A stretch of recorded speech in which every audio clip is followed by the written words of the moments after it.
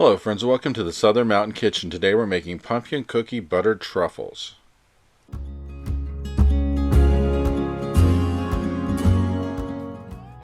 So what you see on my counter is what we're going to use to make these, and there's such a great taste to these truffles because they kind of remind me of like if you were eating pumpkin pie with chocolate. It's one of those tastes that it's really wicked when you actually taste it and know what that taste is like.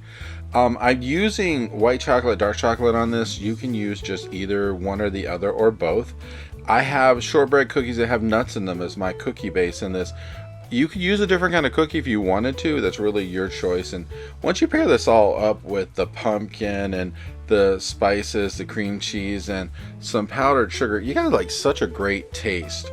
So it's one of those things that's really great for fall. It's great for a holiday if you want to do this for Thanksgiving, or you just want to like have these for around the house. They are really great to eat and they're just that good. So we're going to get started making these. You're going to have to crunch up your cookies first, and when you do, you're going to have 1 3/4 cups of crunched up cookies. They don't have to be completely pulverized, and you can run these through a food processor or you can pound them with a mallet, do whatever. You're just really trying to break them up. To this, we are adding 1/3 cup of pumpkin puree. Want to get all of that in there. And then on top of this, we are adding 3 ounces of cream cheese. You want this at room temperature so that way it's a little bit more spreadable and smooth. And then we're going to start putting in spices. So I'm just going to do these in no particular order. 1 teaspoon of ground cinnamon, 1/4 teaspoon of ground ginger, 1/4 teaspoon of ground nutmeg, 1/8 teaspoon of ground cloves, and 1/8 teaspoon of ground allspice. And we're gonna get this all in here and get this going. And once you have in like your 2 tablespoons of powdered sugar and all this, we're just gonna mix this all together. And I like to do this by hand because it just works a lot better for me to do it by hand and push through all of this. And it's just one of those things that I don't know, I like doing it this way. You probably could use something else to mix it together, but I like to know that as I am pushing this all together, I am getting everything combined and worked. And it's sometimes better that I think if you're doing it with a spoon, you can actually see how much you've got combined and you're not overworking something or underworking it. It's just me, maybe. I don't know. You can do it however you want to.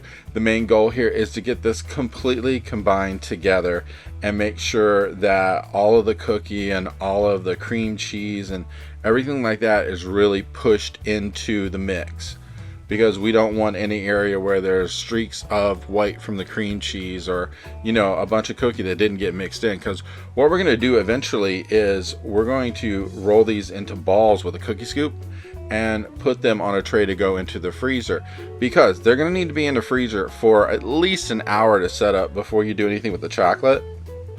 So get them completely mixed through. And what I did was I just took like a baking pan and I lined it with some wax paper and just scooped these onto it.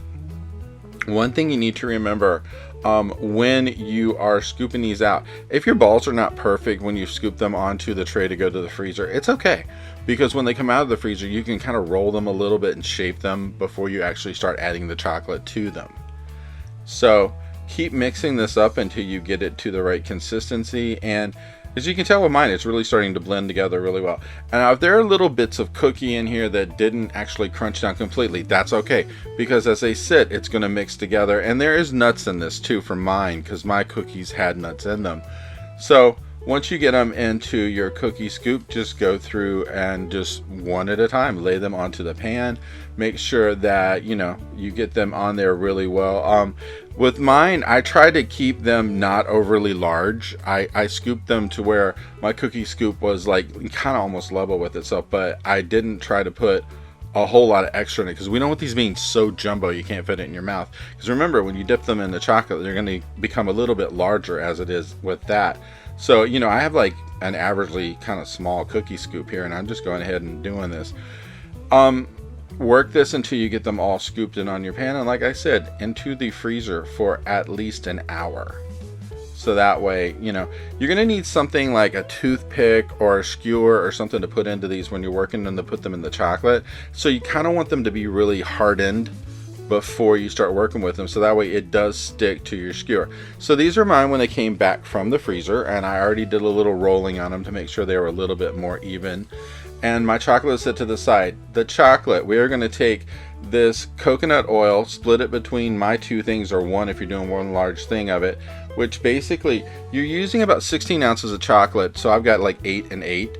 And then there's like a little over a tablespoon of coconut oil, which I'm dividing between them. And I'm going to put my chocolate in the microwave and put it in at bursts of like 20 seconds until it starts to melt, and I stir it up. You don't want to overcook this, so you want to do it like until it's actually runny and ready to be used.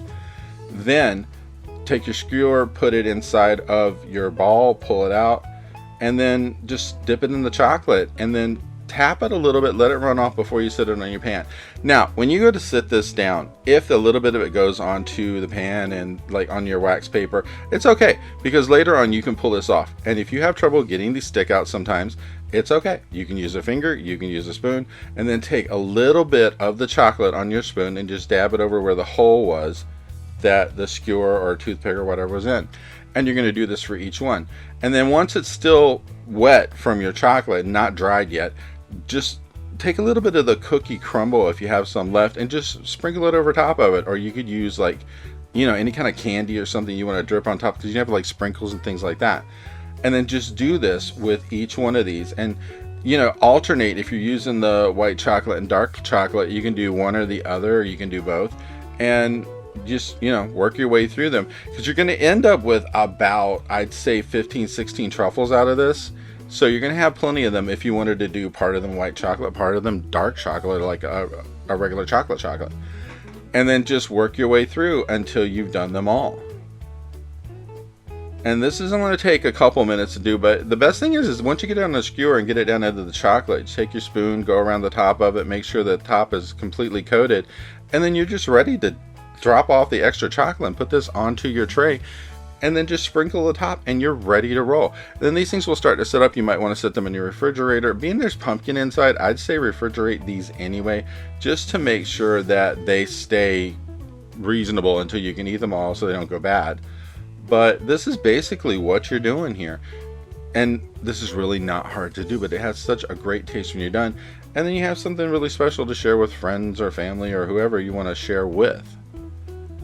Now, see, I've switched over to my regular chocolate here, and it's just the same process. You just keep going with this until you've got them all done. And the best thing about this is if you do the chocolate and you let it sit up for a second, you know, it's good. It's going to last for quite a while till you get these completely done. And as I said, if you have a little bit of extra chocolate on your wax paper when you're done, once you pop these off, you literally can snap off the extra pieces, and, well, you know, you can snack on that chocolate you snapped off as well. Just saying. And you know, these have a great look to them when they're done, because, you know, if you take a little crumble cookie and put on top of it as it's drying, it just has a really neat look. And that's the best thing about it, is it looks like you put some effort into this, which you probably would if you're going to do this. It's not going to be the fastest thing in the world to get done, because it is going to take an hour and something if you count in the freezing time. But people will enjoy these, and that's the best part about it, is sharing something with other people. Just make sure as you go along that you do fill all the tops before you put the sprinkles on top of it. I didn't personally try the sprinkles that you would buy, like the candy kind. I was really happy with the idea of the cookie, but however you want to do this. And the best thing is you can change the outer color of the sprinkles for whatever your holiday or event is to match up, like Thanksgiving, Christmas, or whatever, if you want to do these.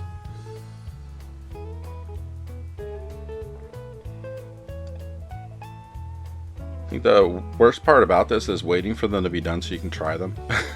So, you know, but once they're done, they are so worth it. And this is what mine looked like when they were completely finished. And these have such a great taste, and they're just perfect for the holidays. I hope you liked this video, and if you did, please like and subscribe. And if you get a chance, check out the Southern Mountain Kitchen website, where you can get a free recipe, check out the cookbooks available from the Southern Mountain Kitchen, and if you'd like to, you could order a cookbook at a discounted price, cheaper than Amazon, with shipping that is also cheaper than Amazon. So if you get a chance, check it out, and I hope you have a great day.